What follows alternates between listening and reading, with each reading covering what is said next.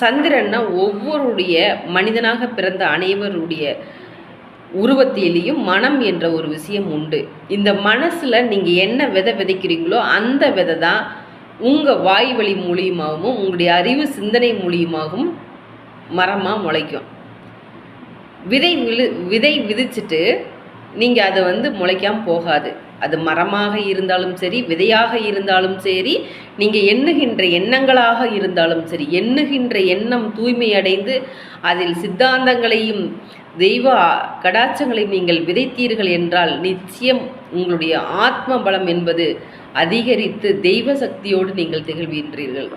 நீங்கள் எந்த கோயிலுக்கும் போக வேண்டியதில்லை. எப்படிப்பட்ட ஒரு தேவையில்லாத விஷயத்தையும் நீங்கள் நினைக்க வேண்டியதில்லை. உங்களுக்கான ஒரு பாதுகாப்பு கவசம் உங்களுக்குள்ளே இருக்கும். சரி, இந்த மனம் சார்ந்த விஷயம் பார்ப்போம்.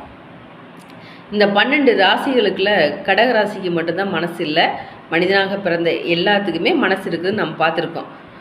அப்போ இந்த மனசு அப்படிங்கிறது ஒவ்வொரு மனிதனை ஊக்குவிக்கக்கூடிய ஒரு விஷயம்.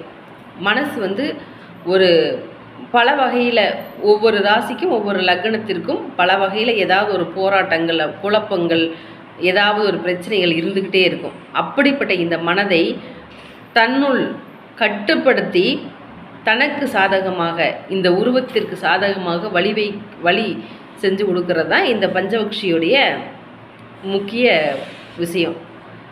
இந்த மனசு சரியாக இல்லை அப்படின்னா உங்களுக்கு மனசில் 1008 கவலைகள் இருந்துச்சு அப்படின்னா நோய்கள் வரும்.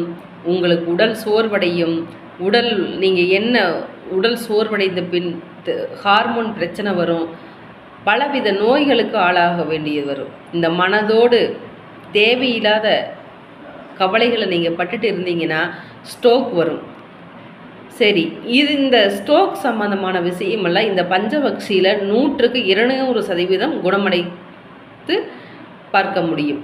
இந்த ஸ்ட்ரோக்கெல்லாம் எப்படிப்பட்ட ஸ்ட்ரோக்காக இருந்தாலும் சரி, இந்த மனசுடைய வலிகளையும் மனசுடைய வேதனைகளையும் நீங்கள் நீக்கினால் என்றால் உங்களுக்கு அந்த நரம்பு சம்பந்தமான பிரச்சனைகளே வராது. நன்றி, மீண்டும் சந்திப்போம்.